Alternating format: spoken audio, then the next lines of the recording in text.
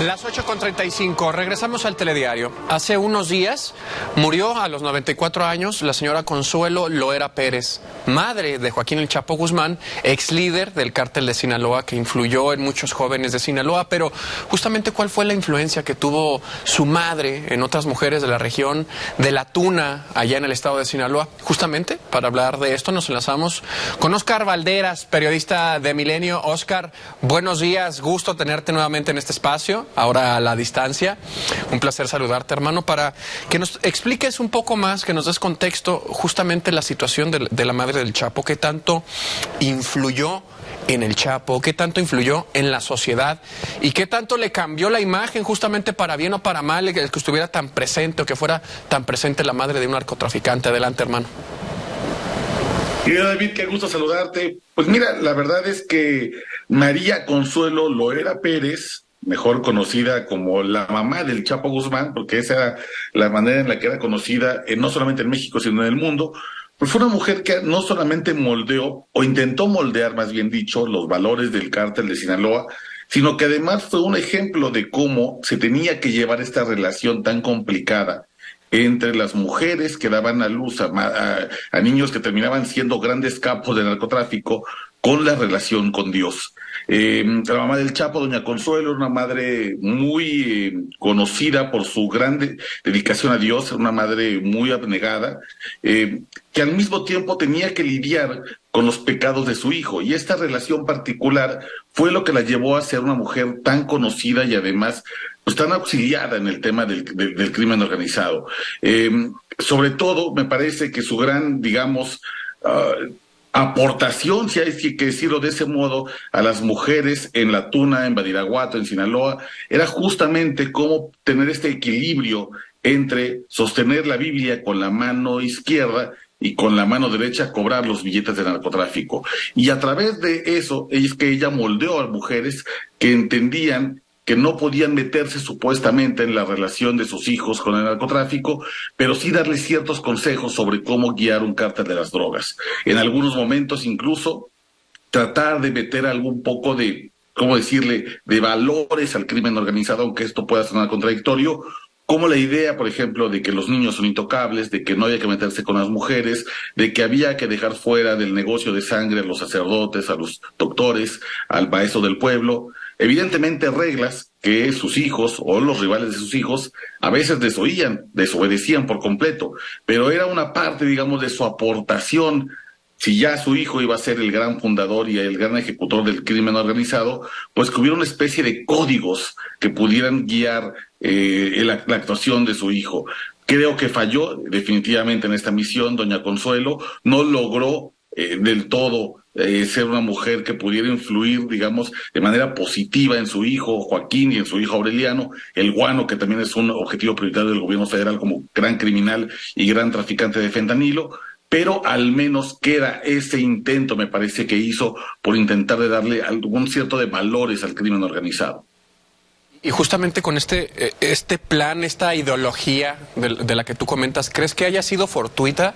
O sea, de aparecer con la señora Consuelo, que estuviera con esta imagen, ¿o verdaderamente lo pensaron así el grupo criminal para tratar de lavar un poco justamente esa cara de delincuentes, que sí lo son? Ya, doña Consuelo sin duda era una mujer muy creyente, muy querida en La Tuna, en Badiraguato, que definitivamente intentó que alguna parte de su religiosidad quedara impregnada en la actuación criminal de su hijo.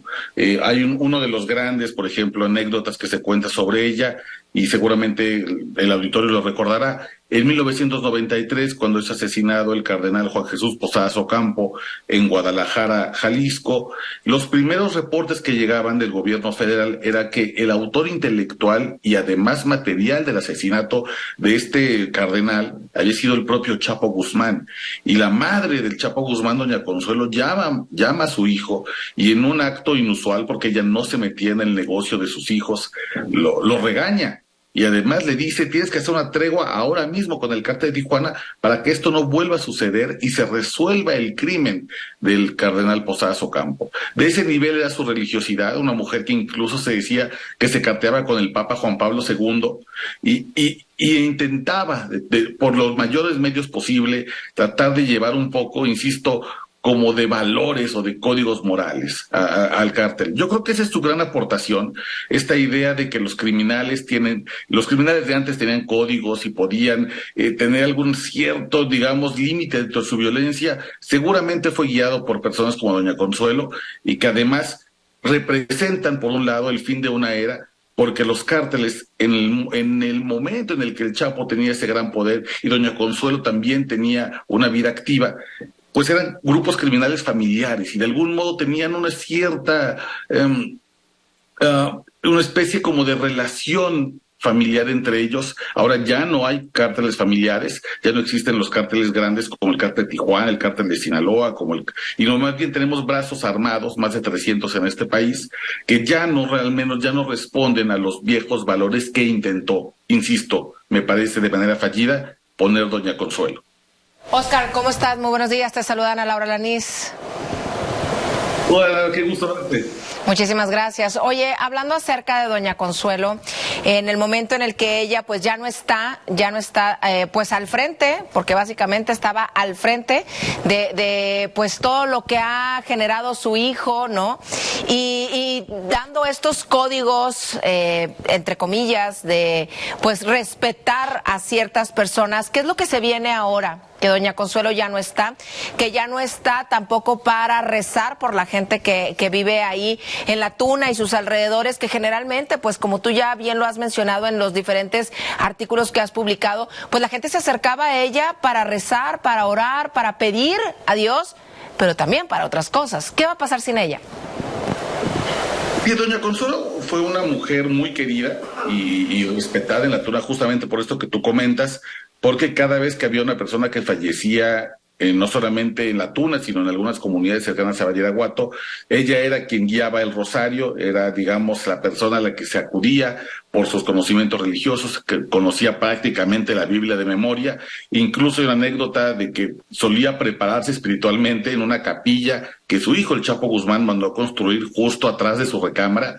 Entonces ahí era cuando ella, digamos, se hacía sus oraciones para sentirse preparada y poder guiar las últimas horas de una familia que estaba velando a su difunto. Y creo que con ella justamente se muere una figura importante dentro de La Tuna que guiaba a las madres. Muchas madres no sabían cómo lidiar con esta contradicción abierta entre ser devotas, ser religiosas, creer en Dios y al mismo tiempo tener que disimular o al menos ocultar que sus hijos estaban en negocios sucios o que además eran asesinos, como fue el Chapo Guzmán, traficantes de drogas o incluso traficantes de personas. Yo creo que se muere una figura central para muchas madres que entendían una contradicción que en muchas zonas no se entiende muy bien, pero que en Sinaloa, pero especialmente en el Triángulo Dorado, era una contradicción con la que se vivía cotidianamente.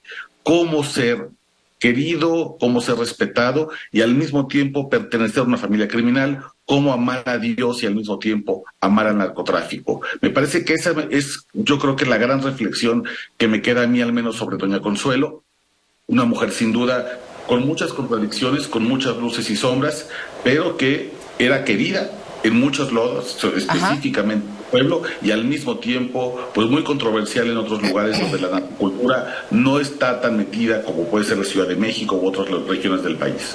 ¿Alguien puede ocupar su lugar? Porque vaya que la señora tenía pues muchísima influencia, ¿no?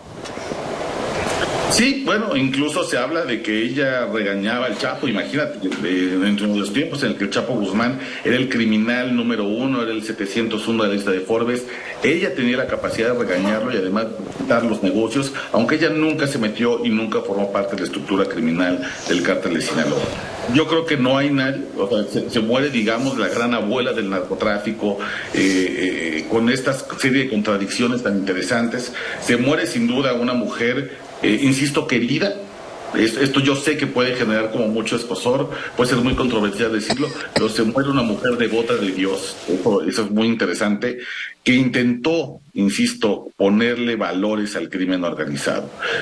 Yo creo que falla, yo creo que su misión falló, pero sin duda además se muere una mujer que amaba profundamente a su hijo, un hijo que hizo mucho daño a este país. Su última voluntad, que era poder viajar a Estados Unidos, poder reencontrarse con su hijo, abrazarlo incluso aunque estuviera en una prisión de máxima seguridad, condenado a cadena perpetua, no se logró, a pesar de los intentos que hizo, las cartas que mandó el presidente López Obrador, pues se muere.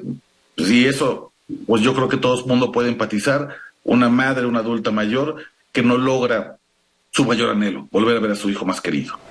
Óscar Valderas, periodista de Milenio, especialista en temas de narcotráfico. Muchas gracias por esta información, por tu tiempo, hermano, y seguiremos al pendiente.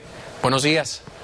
Querido hermano, muchísimas gracias. Hasta luego, buen día. Hasta luego, buenos días.